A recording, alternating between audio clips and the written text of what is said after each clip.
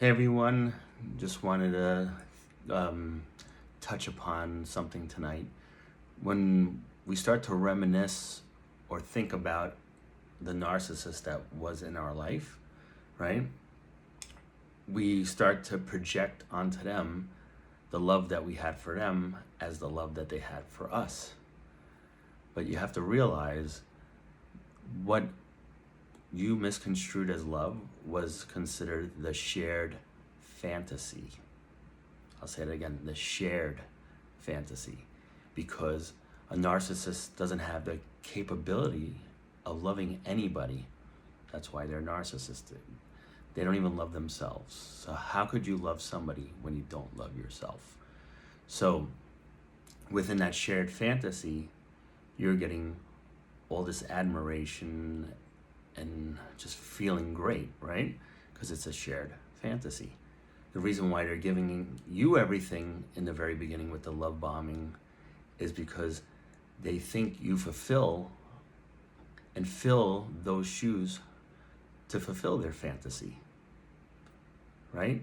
So they don't look at you as this weak, person that has nothing to offer. At a certain point, you have everything to offer them.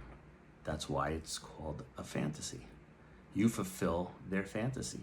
Therefore, they give you things that they know will lower you in, or lure you in. Is that the right word? And then once you're in there, then they can start to kind of relax on creating this image. And as they get to know you, then they start to realize that they're getting to know you, but you're not getting to know them. And eventually, you're not going to love them for who they truly are, which is this imperfect person that's not even a human being.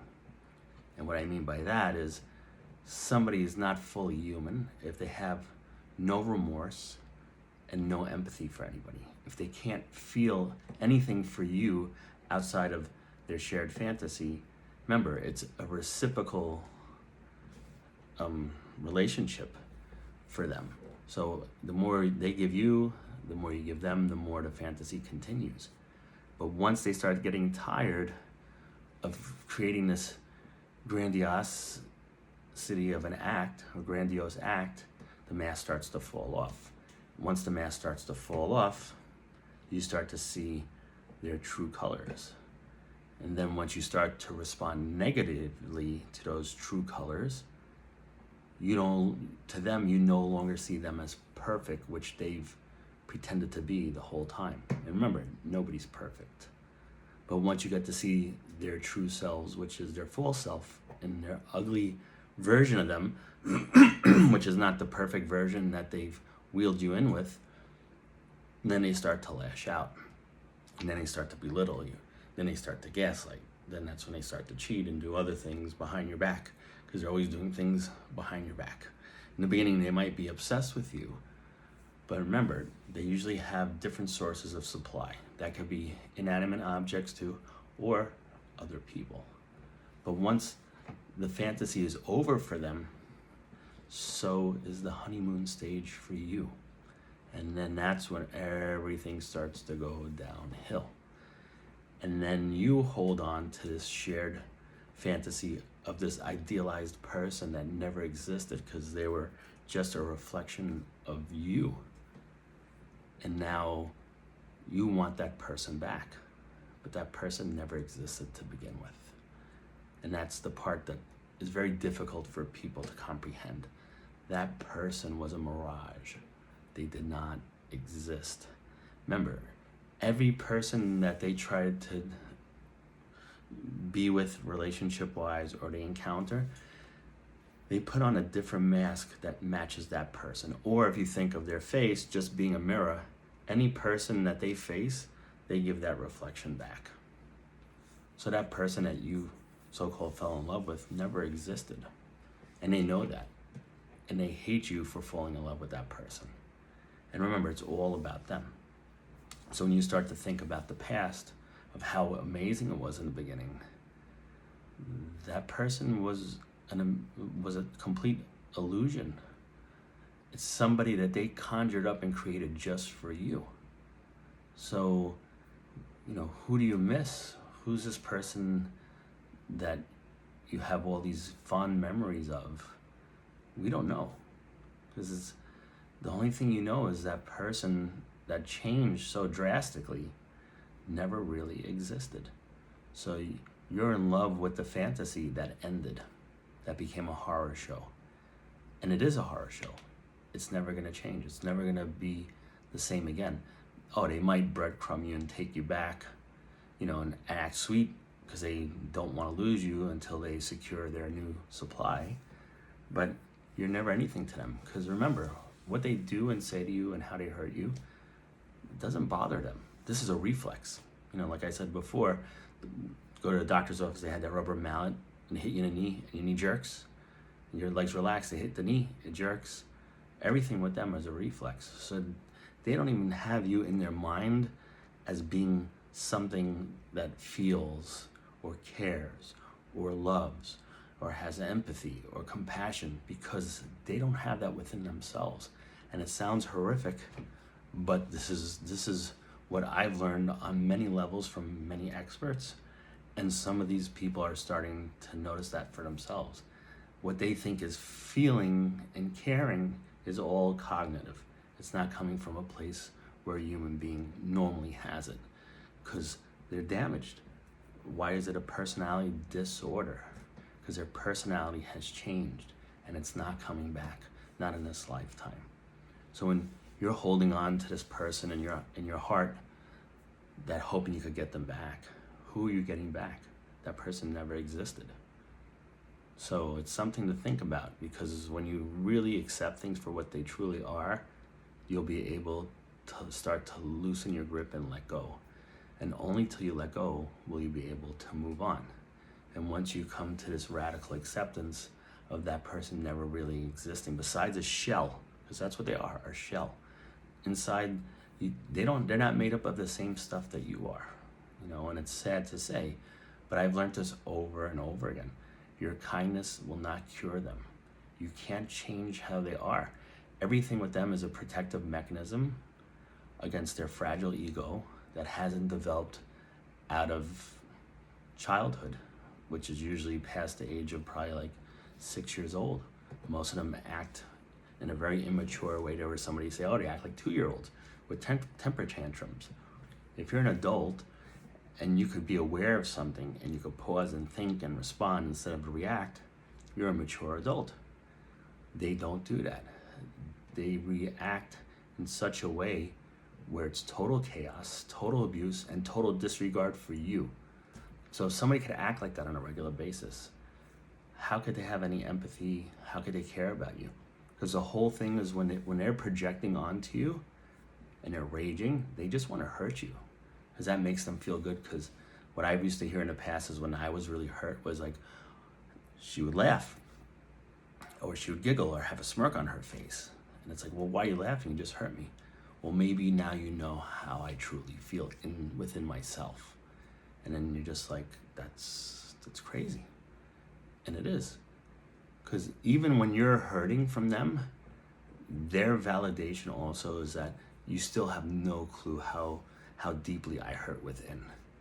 You'll never know, and you never will. Because unless you could have physically, emotionally experienced that, you will never know. Even when you're suffering from depression after getting out of this relationship, you might have a taste of it, but you'll never know. There's no way of putting that into a gauge and figuring that out. So when you start to think about the person I used to love, this is how they used to treat me, I missed that person was an illusion.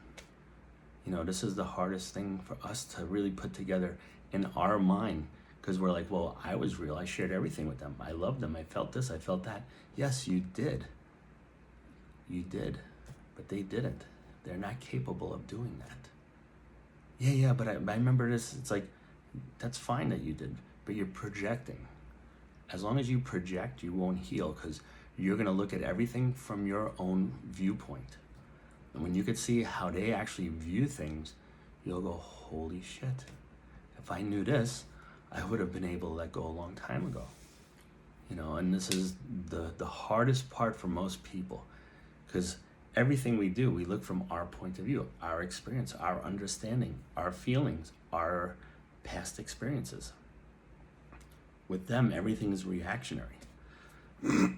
So everything is for them to protect themselves against all odds, because they're the most important thing in this world. They're the most important entity.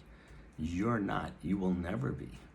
So, we have to look at things from a realistic point of view and from their side. Because once we can understand their point of view, then we could start to realize that we cannot heal them. We cannot fix them. We can't change anything. If somebody really loves you, things would have never got this bad to begin with. It's just not possible. Nobody would have done all these things, said all these things, and hurt you purposely if somebody truly loved you. When you love somebody, you respect them. You have empathy for them. You have consideration for them. You have compassion for them. You have all these things that they're not capable of having. So let's stop making excuses for them and come to the radical acceptance that this is how they're built, and that's not going to change. So all we could do is have that understanding of it. What's the word understanding? To stand under. So when we stand under, we're supporting somebody. So when we're doing that, we're not supporting them to help them. We're getting underneath them to understand them. Once we can understand them, now we know we can't fix them. And remember, they don't want to be fixed. A narcissist is perfect. You're not. So it doesn't matter how they act, they're always suffering. The thing is, you relieve their suffering for a certain period of time where they were supposedly happy when they're in front of you, and you took that as being truly who they are, which it's definitely not. So until you come to this place of understanding that they are who they are and there will never be anything different or other, you're going to continue to suffer. And that's not what I want for you. That's the only reason why I've even made any of these videos. I've experienced this on so many levels, and I've been studying this stuff for years. I did take psychology for years in college. I took a year-long course on different type of modalities for different disorders. I grew up with this on many levels. I've had friends that have different disorders, whether it's narcissistic personality, psychopath, bipolar, depression. I've been in relationships with different ones. So, now I wouldn't ever do that. But in the past, I didn't know. And once I knew, I was able to not do it anymore because I don't have any of this. So why should I be punished? I'm a happy person. I'm a loving person. I'm a caring person. So I need that for myself to be happy. So I'm just making these videos to help put out some information to help you guys understand, get some insight, so now you could do the right thing for you. Because you have to love yourself enough to let go, which is the most difficult thing. But you have to love yourself enough to do it. And taking action is the toughest thing to do, but it's needed to be done in order for you to move on and heal and finally live the life you deserve to live, which is to be happy and treated with respect and kindness, and to be trusted, and for you to trust them. A narcissist you'll never be able to trust, ever. So if you love that type of excitement, then just stay with them, because they'll give it to you. All right? But most people I know don't want to be walking on eggshells or in a field of landmines for the rest of their lives.